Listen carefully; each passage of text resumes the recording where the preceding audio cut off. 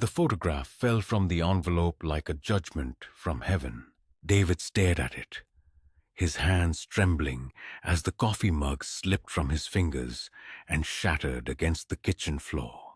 In the picture, his beloved Mei Lin stood in front of a house he had never seen before, her arms wrapped around a man who was definitely not him. She wore the gold bracelet he had given her for their 6-month anniversary, but her smile belonged to someone else entirely. Behind them, 2 small children played in a garden that existed in a world David never knew existed. His 62-year-old heart hammered against his ribs as the reality crashed over him like a tsunami. The woman he had been sending money to for 8 months. The woman he had planned to marry. The woman who had filled the devastating emptiness left by his wife's death, was living a completely different life. A life where he didn't exist. A life where he was nothing more than a convenient source of income from across the ocean. If you've ever wondered how easily the human heart can be manipulated, how quickly loneliness can turn us into willing victims, then subscribe to our channel, because today's story will shake you to your very core. David Matthews had never imagined that at 62 years old, he would be learning how to live alone. His wife Sarah had been his everything for 37 years.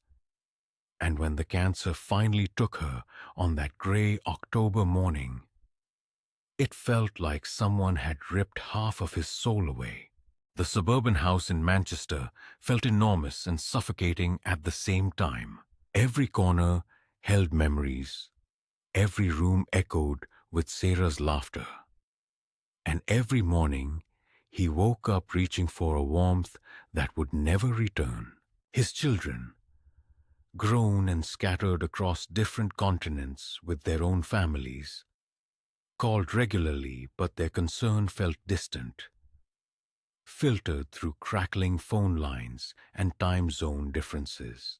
They meant well, but they had moved on with their lives while David remained frozen in a grief so profound it seemed to have its own gravity, pulling him deeper into isolation with each passing day. The loneliness wasn't just about missing Sarah, though that pain was crushing enough. It was about waking up to silence, eating dinner while staring at an empty chair, watching television shows that felt hollow without someone to share them with. Friends from work had tried to include him in their social gatherings, but David found himself feeling like a ghost at his own life, present but not really there. The couples they used to spend time with didn't know how to act around him anymore. Some avoided him entirely, as if widowhood might be contagious. Others treated him with a pitying kindness that made him feel like a charity case. He had become that tragic figure everyone whispered about. The poor widower who couldn't seem to move forward. 8 months after Sarah's funeral, David found himself creating a profile on an international dating website. It felt like betrayal at first, his fingers hovering over the keyboard for what felt like hours before he finally typed his first words. He told himself he wasn't looking to replace Sarah. Nobody could ever do that. But maybe he could find some companionship, someone to share conversations with, someone who might help fill the crushing silence that had become his constant companion. He was realistic about his prospects. At 62, with graying hair and a slight paunch from months of eating takeaway meals, he knew he wasn't going to attract 20-something models. But maybe there was someone out there who understood loss, who knew what it meant to start over later in life. The website specialized in connecting Western men with Asian women, and David found himself drawn to the profiles of women from the Philippines. There was something about their warmth in their photos, the genuine smiles that seemed to promise comfort and understanding. He had always been attracted to Asian culture during his travels for work, and Sarah had often joked that in another life he might have been happy living somewhere tropical and warm. Maybe she had been more right than she knew. Her name was Mei Lin Santos, and her profile picture took David's breath away. She was 34 years old, with long black hair that caught the light like silk, and eyes that seemed to hold depths of kindness and intelligence. She lived in Cebu City in the Philippines, worked as a nurse in a local hospital, and wrote about wanting to find a good man who could appreciate a woman with traditional values and a caring heart. Her profile was articulate and thoughtful, mentioning her love for cooking, her devotion to her family, and her dream of someday traveling the world with the right person. Unlike many of the other profiles that seemed generic and templated, Mei Lin's felt personal and genuine. David spent 3 days crafting his first message to her. He didn't want to sound desperate, but he also wanted to be honest about who he was and what he was looking for. He told her about his recent loss, about his quiet life in Manchester, about his work as a retired electrical engineer, and about his hope that maybe they could get to know each other better. He attached several recent photos of himself, including one where he was genuinely smiling while feeding ducks in a local park. It was the first real smile he had managed since Sarah's death. Mei Lin's response came within hours, and it was everything David had hoped for. She wrote with compassion about his loss, sharing that she too had experienced heartbreak when her previous relationship ended. She told him about her work at the hospital, how fulfilling it was to care for others, but how emotionally draining it could be. She asked thoughtful questions about his life in England, about what he missed most about being married, about his hopes for the future. Her English was excellent, peppered with small mistakes that somehow made her seem even more endearing and authentic. Their correspondence quickly became the highlight of David's days.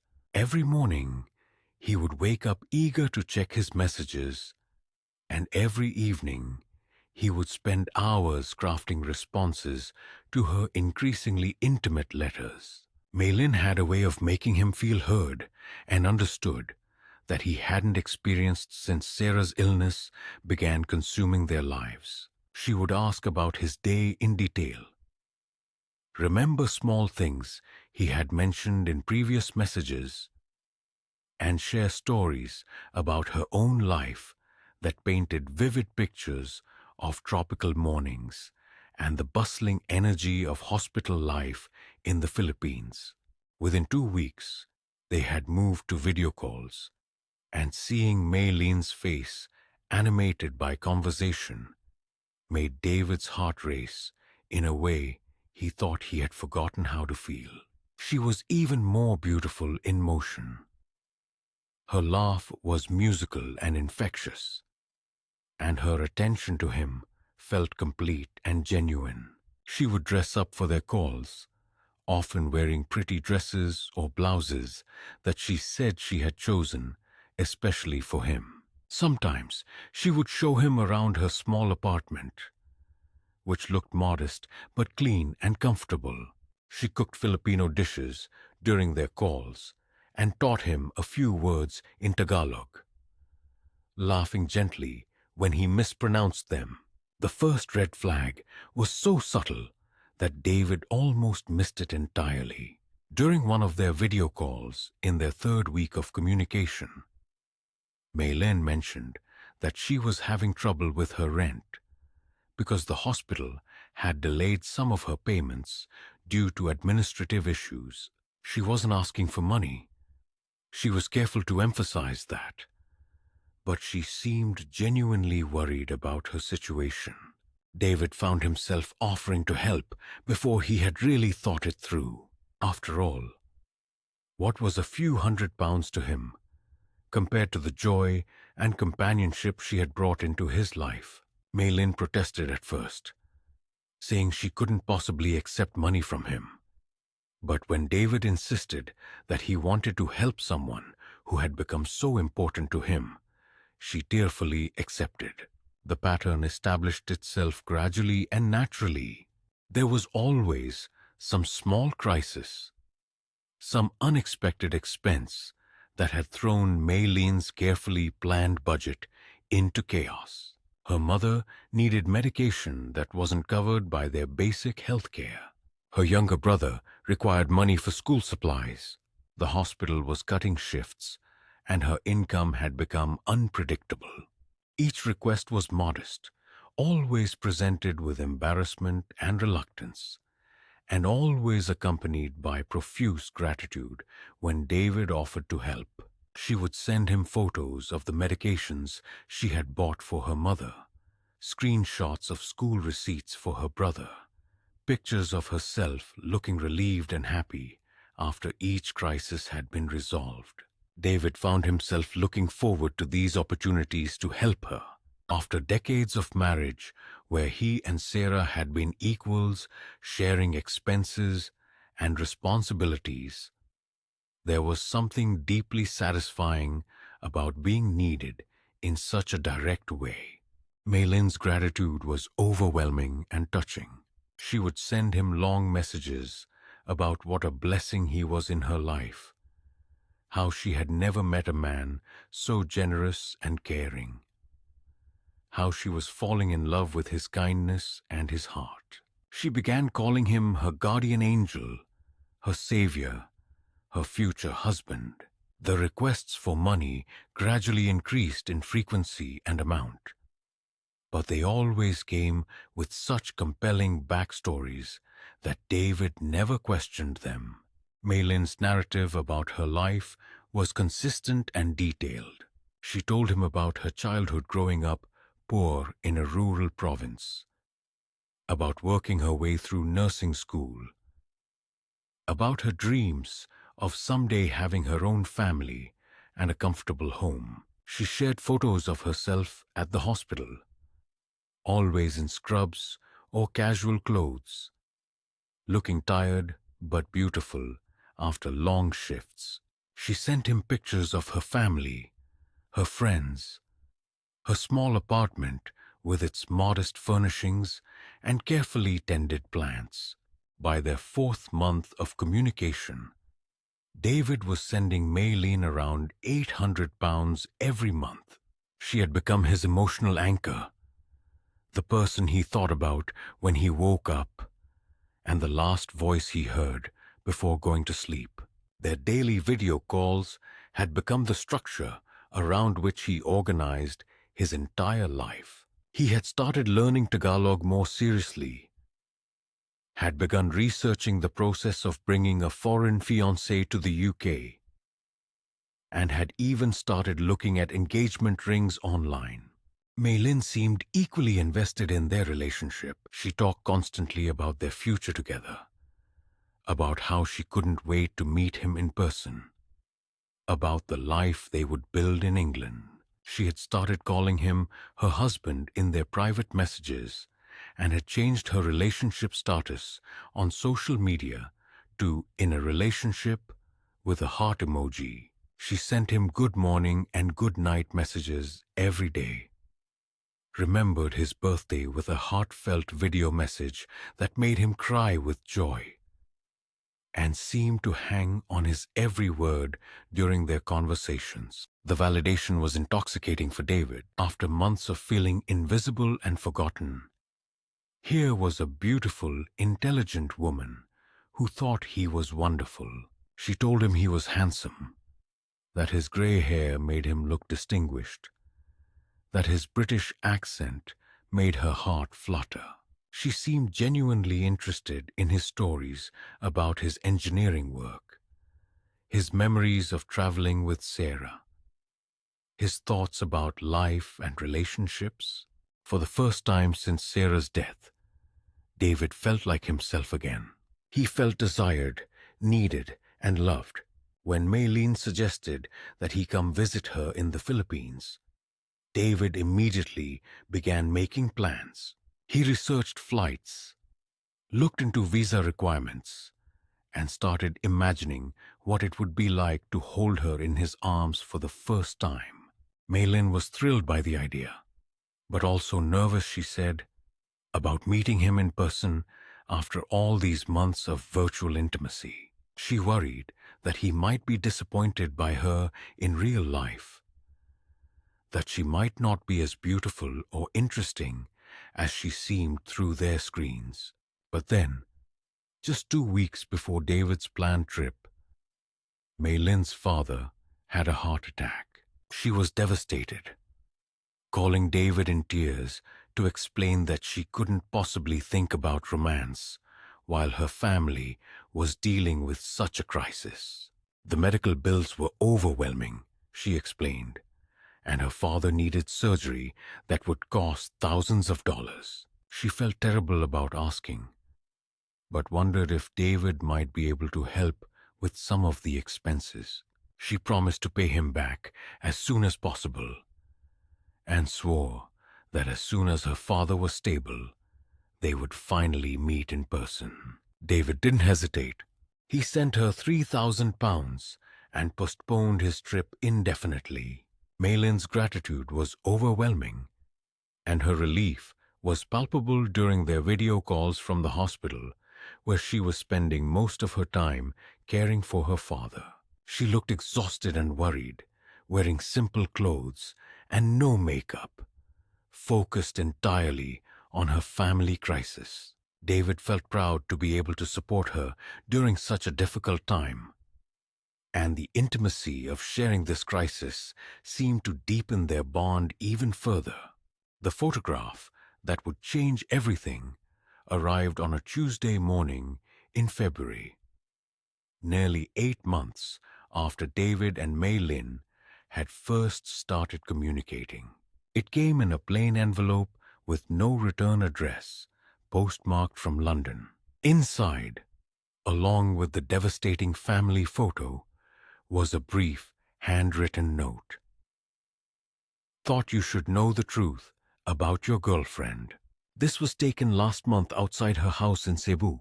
She has 2 children with the man in the photo. They've been together for 6 years. You're not the only one sending her money. David stared at the photograph until his eyes burned. Every detail seemed to mock him. Mei Lin's radiant smile as she looked at the other man.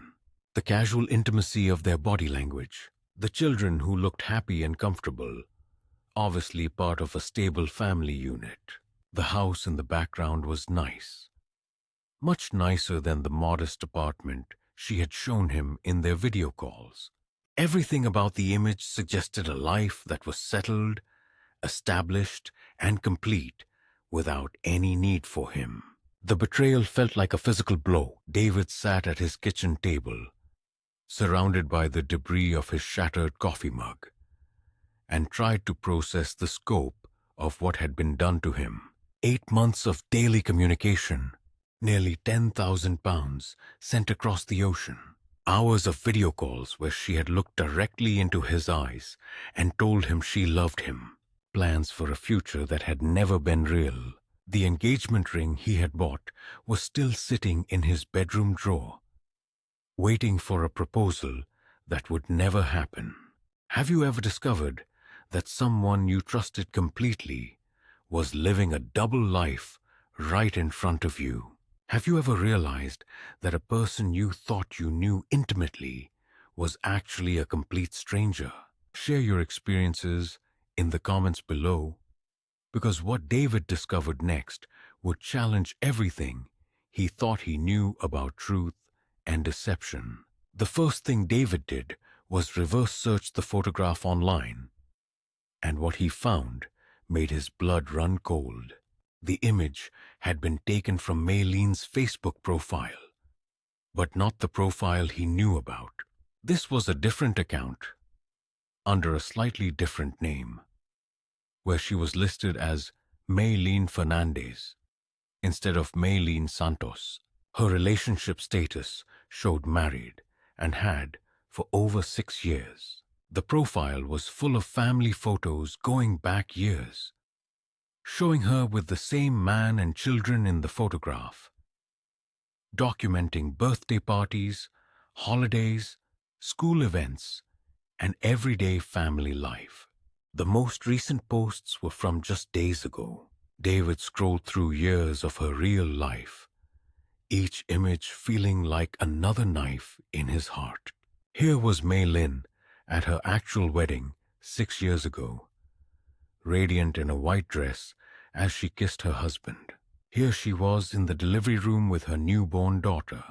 Here were countless photos of family dinners, beach trips, Christmas celebrations, and ordinary moments of domestic happiness. This was her real life, full and complete, with no space for a lonely British widower who had believed her carefully constructed lies.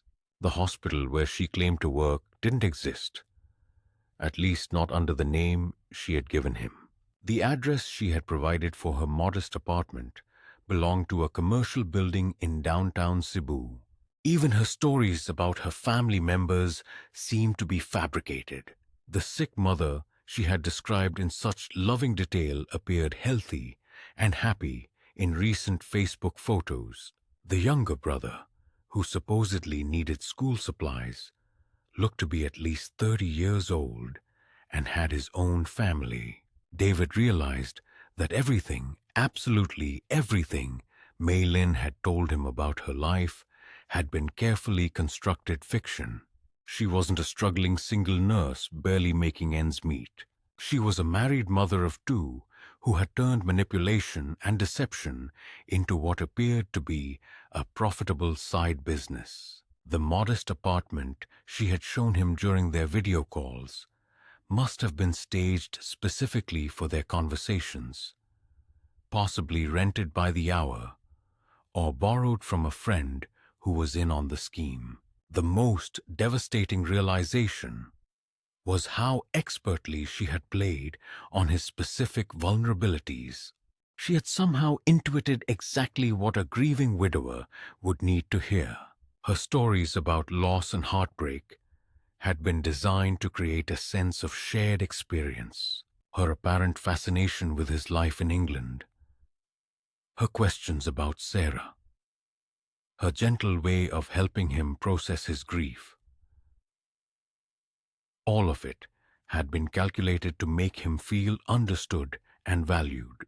She had studied him like a subject and crafted her responses to match his psychological needs perfectly.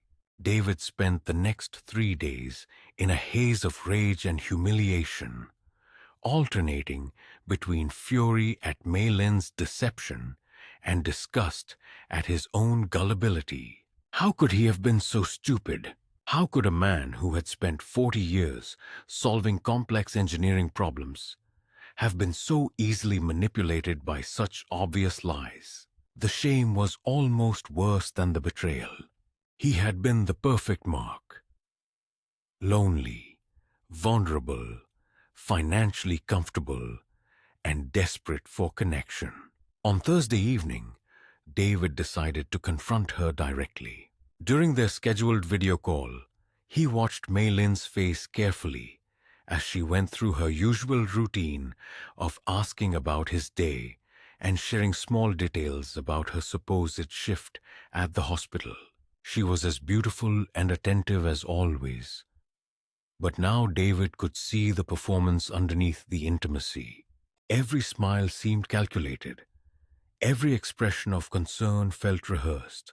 When Mei Lin began to tell him about another financial crisis involving her mother's medication, David quietly held up the photograph. The change in her expression was instantaneous and complete.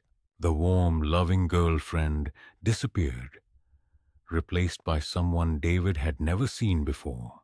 Her eyes went cold and calculating, and for just a moment, her mask slipped entirely. "Where did you get that?" she asked in a voice that was completely different from the soft, accented English she had been using for 8 months. "Does it matter?" David replied, his voice steadier than he felt. "The question is how long you've been lying to me." Mei Lin's response was not what David had expected. Instead of denial or apology, she seemed to shift into damage control mode. She admitted that yes, she was married, but claimed that her husband was abusive and that she was only staying with him for the children's sake. The money David had been sending was helping her save up to leave, she said. She was planning to divorce her husband and come to England to be with David. She just needed more time to make the arrangements safely. Even as the words came out of her mouth, David could see that she was improvising, crafting a new story in real time to try to maintain control of the situation. Her body language had changed completely. She was no longer the vulnerable, grateful woman he thought he knew, but someone calculating her next move. The transformation was so complete, it was like watching her possess herself with a different personality. When David pointed out the inconsistencies in her new story, Mei Lin's approach shifted again.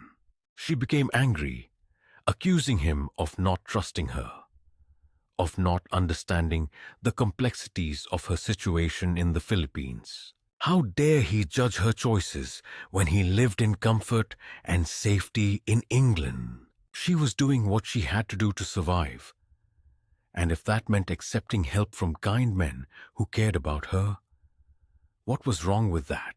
The conversation escalated quickly into something ugly and revealing.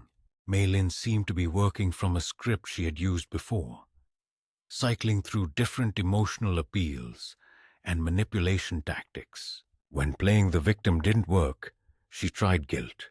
When guilt failed, she attempted to make David feel jealous by suggesting that other men were competing for her attention. When that backfired, she returned to anger, this time with threats about what would happen if he tried to cause trouble for her. David realized he was seeing the real Mei Lin for the first time, and she was nothing like the woman he had fallen in love with. This person was cold, calculating, and completely without empathy for the pain she had caused him. The love he thought they had shared had been entirely one-sided from the beginning. To her, he had been nothing more than a source of income, a mark to be managed and manipulated until he was no longer useful. The call ended abruptly when David told her he would not be sending any more money, and that he was considering reporting her activities to the authorities.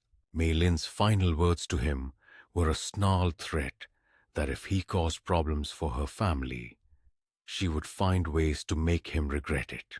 In the silence after the call ended, David felt something shift inside him.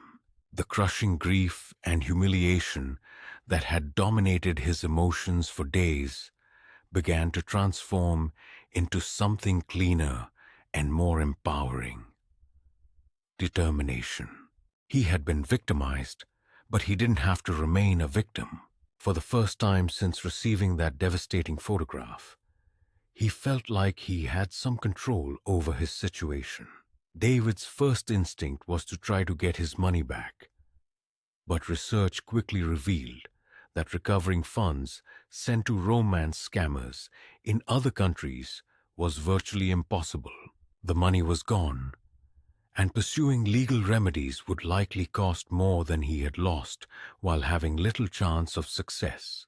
But that didn't mean he was powerless.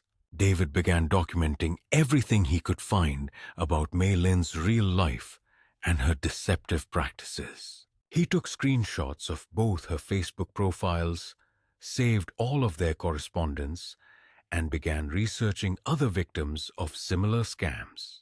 What he discovered was that Mei Lin was almost certainly part of a larger operation, possibly working with others to manage multiple victims simultaneously.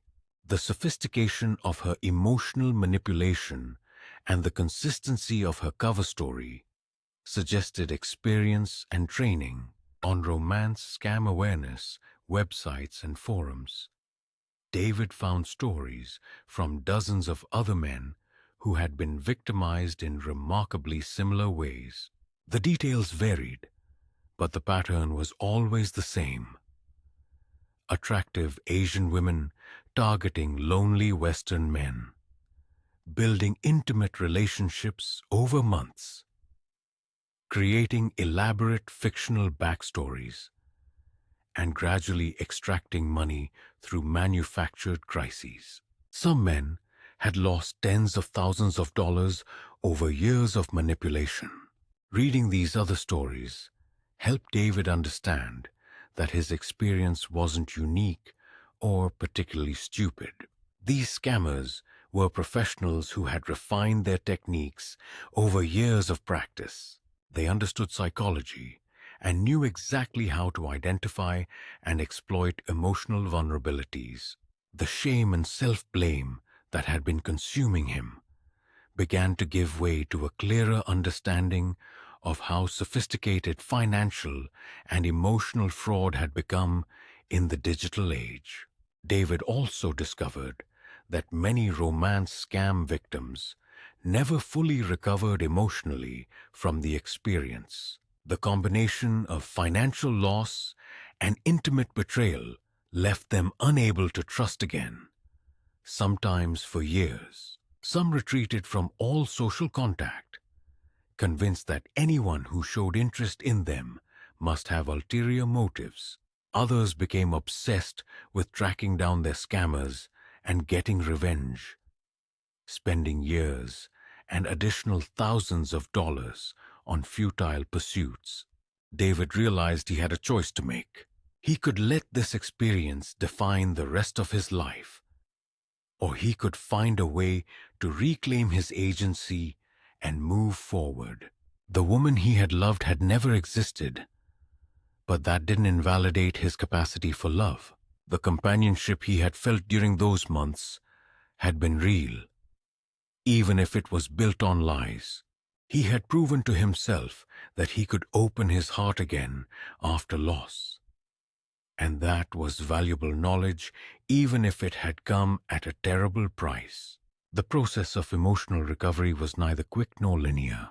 David went through periods of rage where he fantasized about exposing Mei Lin publicly or finding ways to disrupt her life. He had days of crushing depression where the humiliation felt unbearable and the loneliness seemed worse than ever. He experienced paranoid phases where he questioned every interaction, wondering if clerks at shops or neighbors making small talk might have hidden agendas. But gradually, with the help of online support groups for scam victims and eventually a therapist who specialized in fraud recovery, David began to rebuild his sense of self-worth. He learned that being victimized by a sophisticated scam didn't make him stupid or gullible. It made him human. The qualities that had made him vulnerable, his capacity for trust, his desire to help others, his willingness to love again after loss, were not weaknesses to be ashamed of, but strengths to be protected and channeled more wisely. David also began to understand how his grief over Sarah's death had made him particularly susceptible to Mei Lin's manipulation. The isolation and desperate longing for connection had created blind spots in his judgment. He had wanted so badly to feel loved and needed again that he had ignored red flags that might have been obvious under different circumstances. This wasn't a character failing, but a very human response to profound loss. 6 months after discovering the truth about Mei Lin, David made a decision that surprised even himself. He began volunteering with organizations that educated others about romance scams and provided support for victims.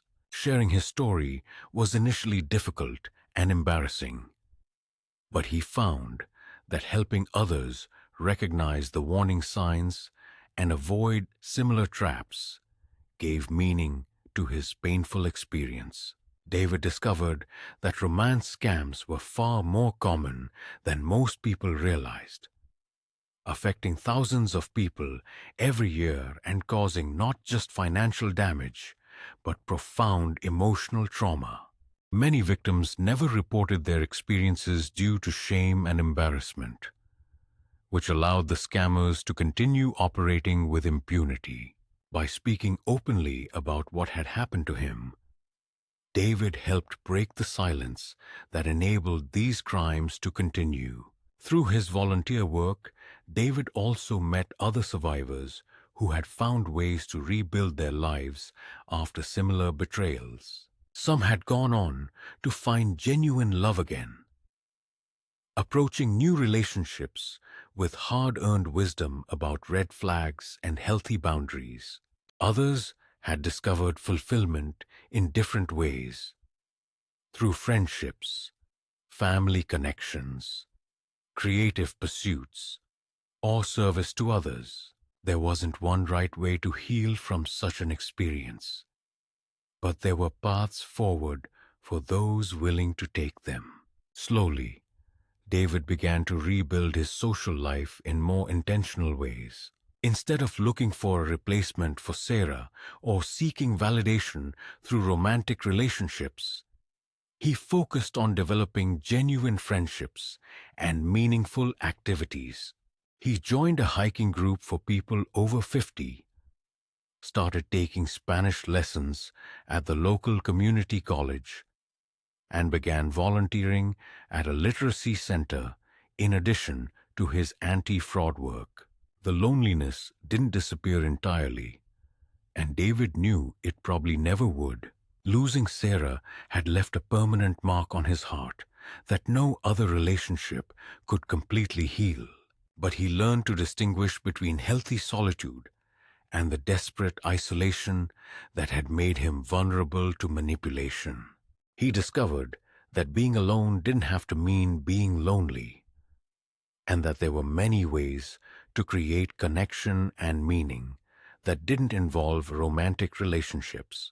2 years after the photograph arrived in his mailbox, David received an unexpected email.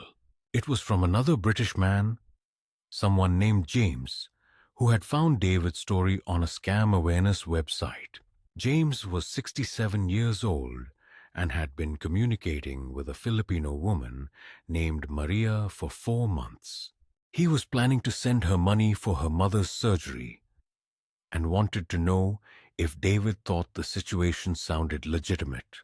David spent an hour on the phone with James, walking him through the warning signs and red flags that he had learned to recognize. James's story was remarkably similar to David's own experience. The sudden death of his wife, the profound loneliness, the beautiful woman who had appeared in his life like an answer to prayer, the gradually escalating requests for financial help, the elaborate family crises that always seemed to require immediate monetary solutions. By the end of their conversation, James had decided not to send the money and to investigate further before proceeding with the relationship. A week later, he discovered that Maria was using stolen photographs and that the sob stories about her family were identical to scripts that had been used to defraud dozens of other men. James had avoided losing thousands of pounds and months of emotional investment simply because David had been willing to share his story. That phone call marked a turning point for David. The shame and embarrassment that had haunted him for 2 years began to transform into something more useful: a sense of purpose. His painful experience had value if it could prevent others from going through the same trauma. The money he had lost to Mei Lin was gone forever, but the lessons he had learned could be invested in protecting others. As David approaches his 65th birthday. His life looks very different than he had imagined it would during those dark months after Sarah's death. He never did find romantic love again, though not for lack of opportunity. Several genuine relationships began to develop over the years, but David found that he was content with deep friendships and didn't feel the desperate need for romantic validation that had made him so vulnerable to manipulation. His relationship with his children has deepened significantly. The experience with Mei Lin had taught him the importance of authentic connection, and he had worked to be more open and honest with his family about his struggles with loneliness and grief. His adult children were initially shocked and concerned when he told them about the scam, but their support and lack of judgment helped him heal more quickly than he might have otherwise. David's story has been featured in several documentaries about romance fraud, and he speaks regularly at community centers and senior centers about online safety and the warning signs of scams. He has personally helped dozens of people avoid similar traps, and his work has contributed to broader awareness campaigns that have reached thousands of others. The house in Manchester no longer feels like a mausoleum of memories. David has redecorated, removing some of the more painful reminders of Sarah while keeping the photographs and mementos that bring him joy rather than sorrow.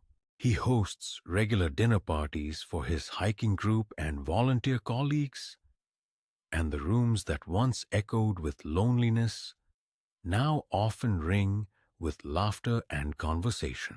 Most importantly, David has learned to distinguish between the legitimate vulnerability that comes with loving and trusting others and the dangerous vulnerability that comes from desperation and unexamined need.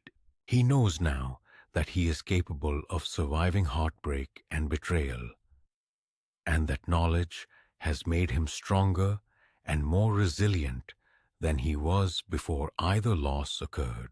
The photograph that shattered his world still sits in a drawer in his desk, not as a source of ongoing pain, but as a reminder of hard-won wisdom.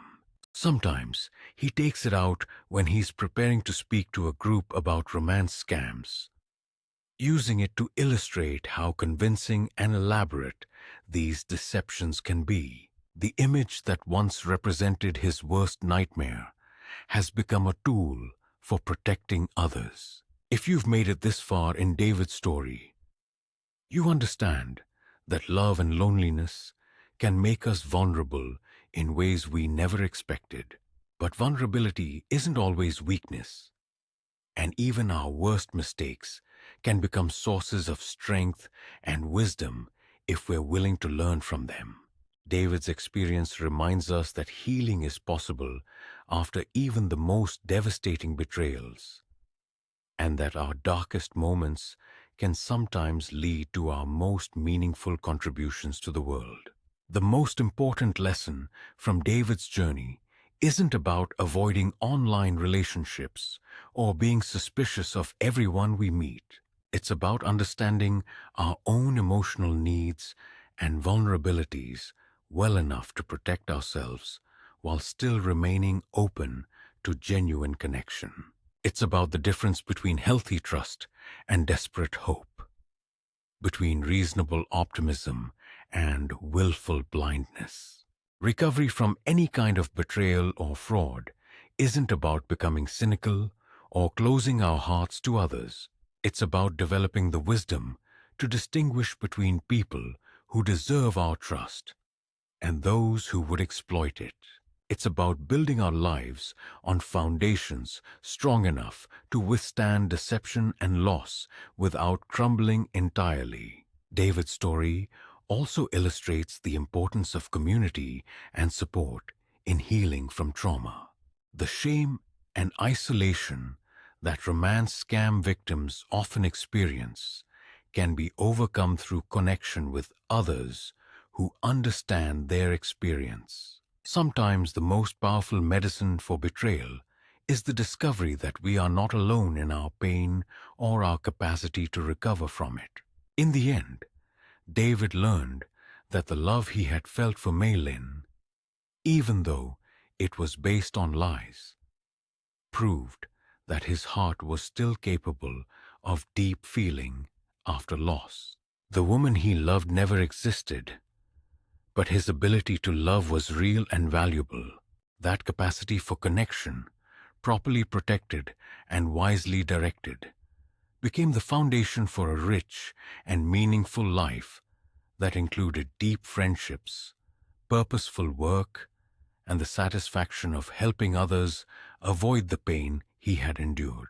Sometimes the most profound victories are not about getting back what we lost, but about transforming our losses into something valuable for others. David never recovered the money Mei Lin stole from him, and he never got an apology or acknowledgement of the pain she caused. But he discovered that healing doesn't require justice from those who hurt us. Sometimes it requires only that we refuse to let their actions define our future. If this story resonates with you, or if you've experienced something similar in your own life, please share your thoughts in the comments below. Your story might be exactly what someone else needs to hear to protect themselves or to begin their own healing journey. And don't forget to subscribe to our channel and hit the notification bell so you never miss these important stories about resilience, recovery, and the complex ways we navigate love and loss in the modern world. Until next time, remember that even our deepest wounds can become sources of